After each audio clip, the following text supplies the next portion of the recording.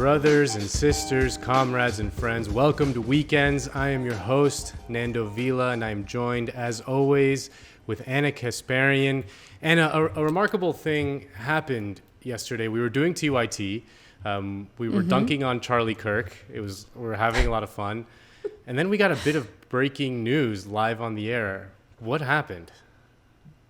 Right. So news broke that Ruth Bader Ginsburg, Supreme Court Justice, died at the age of 87. She died from pancreatic cancer, and she had battled cancer 5 times prior to her passing. So, she was a fighter, and she wanted to work as long as humanly possible on the Supreme Court. I know there's a lot of critique toward her decision to do that. Which, we can talk about in a little bit. But her granddaughter spoke to the press soon after news broke and said that there was one wish that Justice Ginsburg had. And here's the direct quote: "My most fervent wish is that I will not be replaced until a new president is installed." And so, I think it's important to have a conversation about whether her wish can even come to fruition, because the fact of the matter is the Republican Party understands power. They will do anything and everything necessary to utilize the power they have and accumulate more of it. And more importantly, Republicans control the Senate. And so all the professional, well-paid commentators who are putting out tweets about how, oh my God, these Republicans are so hypocritical because of what happened to Merrick Garland, which was, of course, Obama's Supreme Court nominee who was blocked by Senate Republicans. Yeah, where have you guys been? Like, that's your expert commentary? Congratulations. Yeah, I don't really know what else to say. Go ahead. I just think that, even if we, like, on the left weren't kind of queening RBG all the time, this was still kind of like the nightmare scenario. There's like some basic kind of liberal planks that, need to be defended, mainly reproductive rights. And, this kind of really feels like it can pave the way to something meaningful on that front. And I think people were scared. I mean, I think people are scared. And I understand that fear. It just shows how weak our system is, that it's like incredibly dependent on this one lady just hanging on by a thread for years. Yeah. And everyone's just kind of, every time news broke that she was like hospitalized for cancer, like everyone's just kind of biting their nails because we're literally just dependent on this one person. And I think it shows just the weakness of the system, the weakness of the liberal response to the system, right? Like you said, Republicans are ruthlessly focused on power and do not suffer vanity or fools in their pursuit toward that end. They don't care about appearing hypocritical. They don't care about like respecting someone's legacy. Like I think like a lot of liberals like were probably afraid to basically tell RBG like you need to retire. Like in the final, like, it was a kind of like it'd be nice if you retired maybe, but like, we don't want to like force your hand, you're a hero to us. Like we can do whatever you want, but like, it'd be nice. Whereas like a Republican, like would get a call from, whoever the big bad boss is. And it's like, no, you got to get out of there. Because this is bigger than you. This is more important than you. And I think I hope, I'm not too optimistic that liberals would learn that lesson and at least in the near term put up a meaningful fight, because there are things that maybe can be done. And it's true that Republicans control the Senate. It's true that if they really wanted to, they can ram someone through. But there are things that can make them think twice about it. Like if Biden came out strongly, like in some fantasy land, and if he came out strongly, said like, no, if they ram someone through, like the day I'm president, I'm like nominating 6 judges. To the Supreme Court, and they're going to be like all kind of Bernie-crats, and like then maybe like they would think about it, but I doubt he's going to do that. So they're just going to. Yeah, I've had Michael Brooks's voice in my head all day because on one hand I can imagine Michael telling me, "Don't say that on the show. Don't say that on the show," because The one thing that really got under his skin was when people had like a defeatist attitude. But at the same time, he was also someone who didn't believe in living in some sort of fantasy, right? Don't delude yourself. Don't live in this fantasy where you think that these liberals who have been beyond feckless are going to do what it takes to block Donald Trump's nominee. Like they're not. That's the truth. So I guess my message is less hopeful than people would want to hear. But this is where I'm at. It's because I recognize what the Democratic Party really is. I recognize that all these well-paid political pundits are idiots and think that accusing someone of hypocrisy is somehow going to change the course of history. It's not. And, here's one example. It's a video that's been floating around the internet lately, going viral. It's Lindsey Graham from, I believe, 2016. This was after the Republicans in the Senate effectively blocked the Obama nominee, Merrick Garland. And so this is what Graham said then. When we come back from the video, I'll tell you what he's saying now. This is the last year of a lame duck president. And if Ted Cruz or Donald Trump get to be president, they've all asked us not to confirm or take up a selection by President Obama. So if a vacancy occurs in their last year of their first term, guess what? You will use their words against them. I want you to use my words against me. If there's a Republican president in 2016 and a vacancy occurs in the last year of the first term, you can say, Lindsey Graham said, let's let the next president, whoever it might be, make that nomination, and you could use my words against me, and you'd be absolutely right.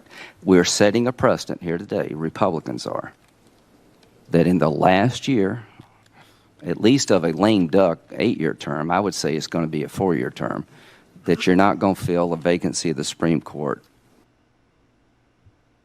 And so today, after Donald Trump made it clear that he's going to nominate someone as quickly as possible, and Mitch McConnell, of course, says that he's going to hold a vote as soon as possible, Lindsey Graham essentially tweeted something along the lines of, I can understand why they want to do that, basically greenlighting what's about to happen. And he doesn't care. Lindsey Graham doesn't care if you call him a hypocrite.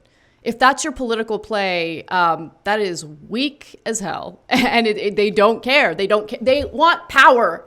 They know that power is more important than being offended by name calling. They don't care. They don't care. Yeah. I mean, wake up. No, you need to grow up. It just, go ahead. No, they've already come up with the perfect kind of counter argument, right? And it's a terrifying one. They're basically saying you can't have an 8-person Supreme Court this close to the election, because if the election results are in doubt and it goes to the Supreme Court and there's a 4-4 tie, there's a constitutional crisis, and it's like, first of all, they're already hinting at that they're probably planning on challenging the election results, regardless of what happens. But they'll come up with some new argument. I mean, the last time with the Merrick Garland thing, they pulled out like some obscure 1824 thing that they don't give it, they don't care, they really don't care. So catching them with their pants down in the lie is not the own that you think it is. The own that might get them there is a meaningful threat to pack the court. And this is one of those things that in liberal circles is kind of a big no-no, because there's the conventional wisdom that FDR tried that when the Supreme Court was blocking a lot of his New Deal things. He tried to pack the court, and it became this huge national thing, and it really stalled a lot of the New Deal reforms in his in the second half of his presidency, because it was you went too far with this court packing thing that's too radical. He lost a lot of members in his own party and things like that. Blah blah blah blah blah. That's kind of the conventional wisdom in the liberal circles around packing the court, but guys, that's the only thing. They're gonna have a 6-3 majority for 30 years. They're gonna even the most tame reforms are gonna get blocked by the court. Yeah, definitely. And let's just talk about mindset for a second, and then I have one more incredible video for you guys. So think about the mindset of Republicans. The mindset for Republicans is, let's rationalize ways to win.